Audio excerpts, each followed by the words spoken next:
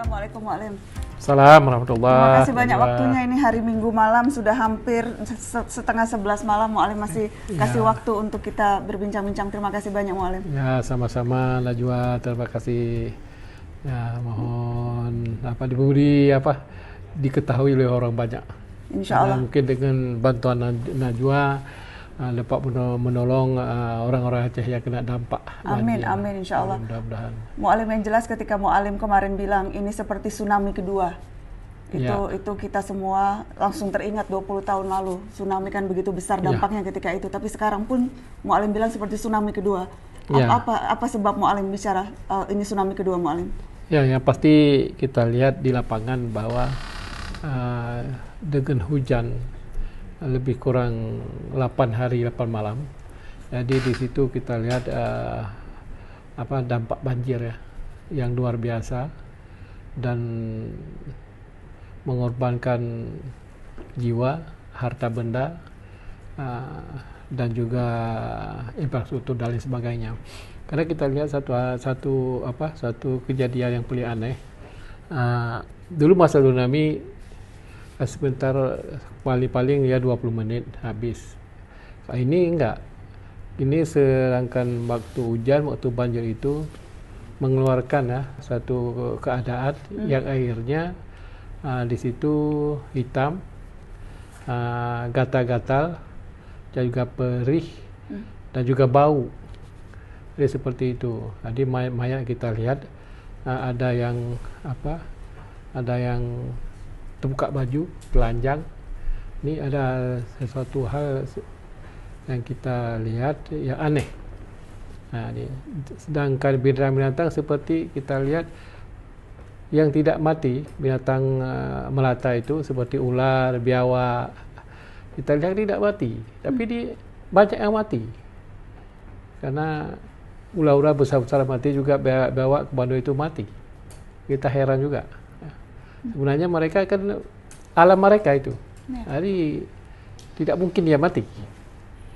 Dan ikan-ikan juga begitu. Maka kita lihat, sedangkan selepas banjir atau tengah banjir, orang dapat mayat-mayat tidak boleh menguburkan, tidak boleh dikuburkan. Hanya mayat-mayat itu diikat di pokok kayu atau jembatan. Karena tidak ada tempat untuk tanam. Jadi sampai 2-3 hari baru dapat tanam. Pun kena lihat bukit-bukit yang tinggi baru dapat tanam. Dan dulu kita lihat masa tsunami semua rumah juga begitu. Ini tidak. Ini rumah kayu hancur total, tidak tahu entah kemana. Pergi ke laut, yang jelas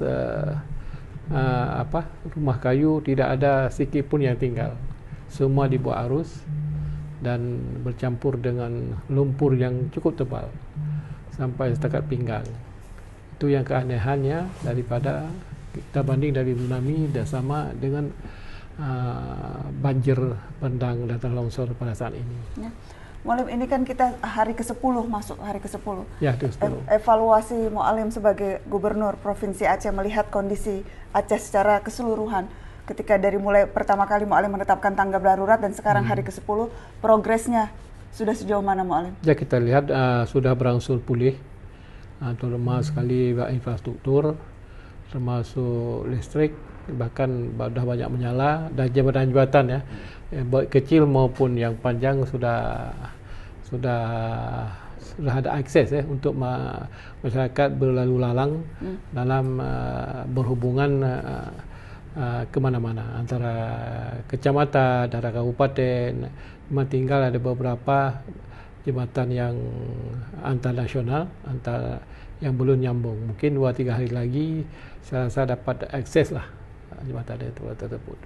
Dan kemudian air yang belum juga berfungsi total, tetapi kita lihat sudah ada bantuan yang boleh dikatakan lumayan lah, maksimal. Masih ada beberapa daerah yang memang jalur daratnya masih belum bisa ditempuh dan itu mengandalkan akses laut dan udara ya Mu'alim. Ada 4 kabupaten kalau tidak salah.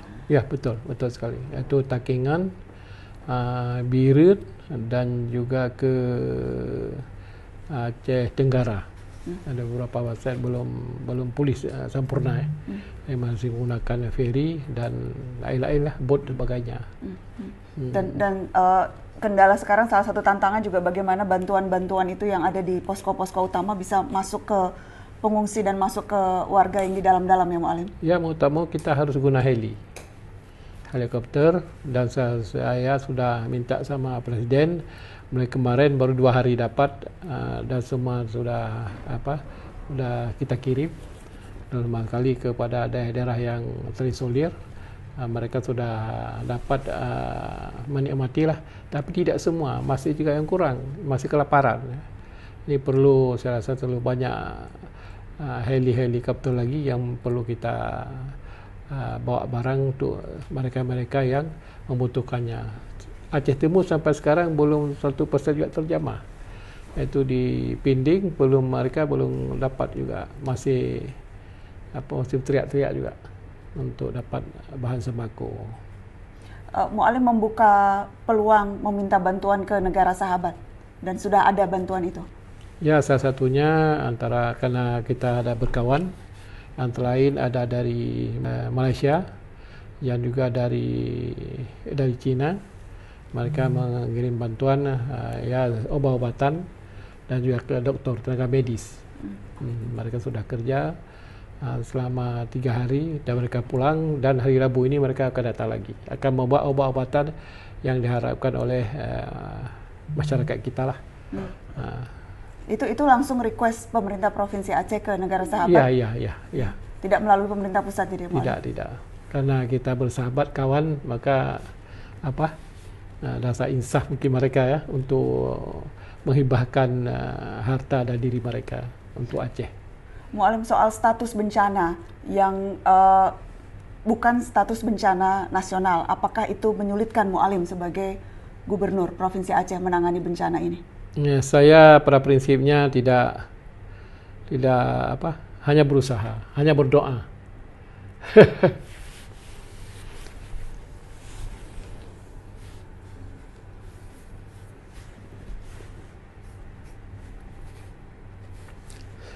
Semoga bantuan dapat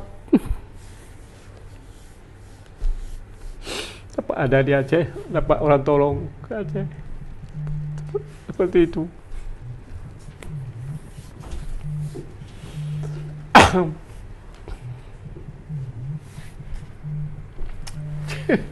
Maaf. Ya Mu'alim, tidak perlu minta maaf Mu'alim, tidak perlu. Kita tahu Mu'alim setiap malam selalu keliling ketemu rakyat, bawa bantuan langsung sendiri, kasih langsung ke rakyat. Kita semua tahu. Saya tidak bisa membayangkan betapa beratnya Mu'alim harus melihat rakyat.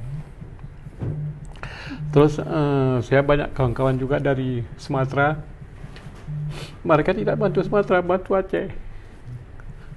Daripada Tionghoa, daripada beberapa kawan. Hanya mengirimkan bantuan sampai bertruk-truk. Mereka selalu ke Aceh.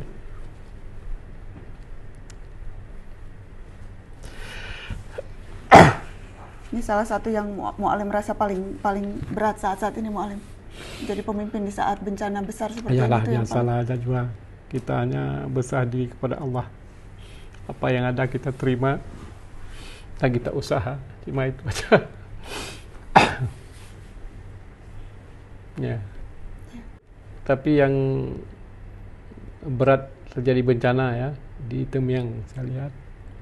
Jadi sampai sekarang saya rasa masih ada mobil-mobil yang dibawa arus dan di dalamnya masih ada mayat.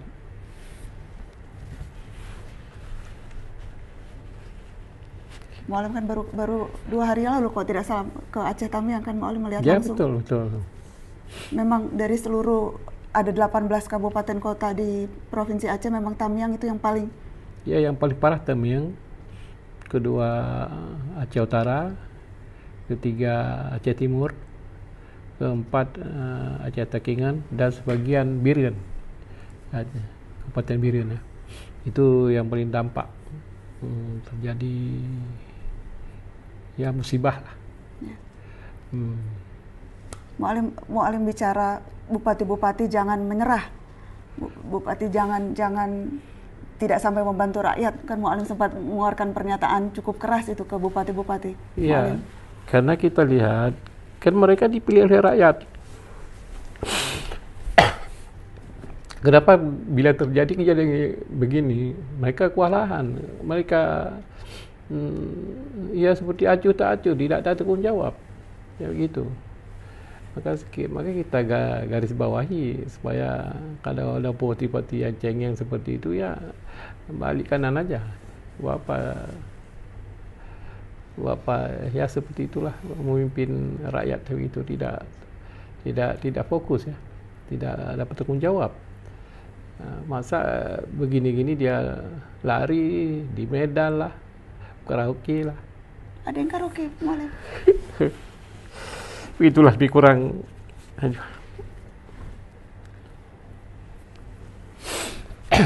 Mu'alim, ini masa-masa sulit, tanggap darurat, tapi setelah ini pun tantangan masih akan luar biasa, Mu'alim, soal bagaimana rehabilitasi, bagaimana rekonstruksi. Ya, tadi saya ada jumpa Presiden, semua saya sudah laporkan kepada beliau, dan beliau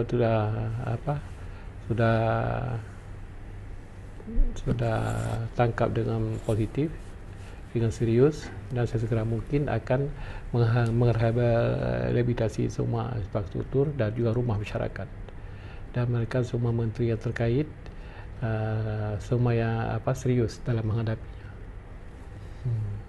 Mu'alim, kalau apa yang paling dibutuhkan sekarang oleh masyarakat Aceh, warga Aceh, Mu'alim, yang bisa teman-teman saudara-saudara dari seluruh Indonesia bantu? Mu'alim. Ya, sekarang yang membutuhkan antara lain yang paling urgent ya, obat-obatan,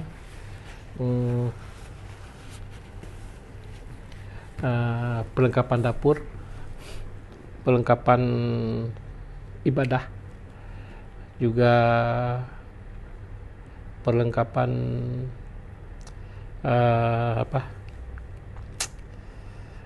ada beberapa hal tadi saya sudah lapor sama Presiden, ya, termasuk selimut, pakaian,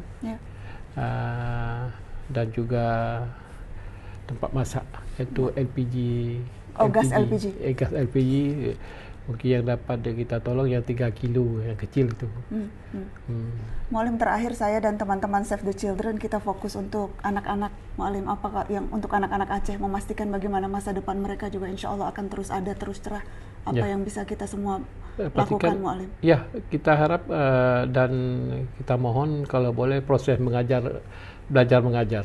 Ini karena sekolah-sekolah mereka kadang-kadang yang kayu habis di bawah air, kemudian kalau boleh tenda yang dapat mereka belajar mengajar di semua pelosok, karena pelosok yang dampak imbas berat ya, karena proses guru pun ya seperti itu, tidak ada guru yang datang karena infrastruktur tidak bagus, belum dapat dilewati. Jadi itu yang utama. Baik. Mu'alim, tadi terakhir waktu saya di pengungsian di Aceh Utara ada ibu-ibu yang saya tanya apa pesannya cuma satu, sayangilah rakyat Aceh. Saya bilang semua sayang sama Aceh. Mu'alim minta disayangi rakyat Aceh. Saya bilang semuanya sayang sama Aceh. Oh ya, alhamdulillah lah. Sayang sama Aceh, insya Allah. Cuma kita ya berserah diri kepada Allah, tidak serah diri kepada manusia. Allah sebaik-baiknya yang memberi pertolongan. Ya. Kalau kita bergantung pada manusia, kita kecewa. Tapi kalau kita bergantung kepada Allah, ya kita terima semua apa adanya gitu. Kita akan terima apa adanya. Karena pun kita kan sebagai umat Islam juga telah diberi seperti wasiat ya. Kalau kita bersyukur setiap musibah, ya pasti kita akan ditambah nikmatnya. Sebelum kita kufur dan kita ingkar, tunggulah azab daripada Allah yang lebih pedih lagi.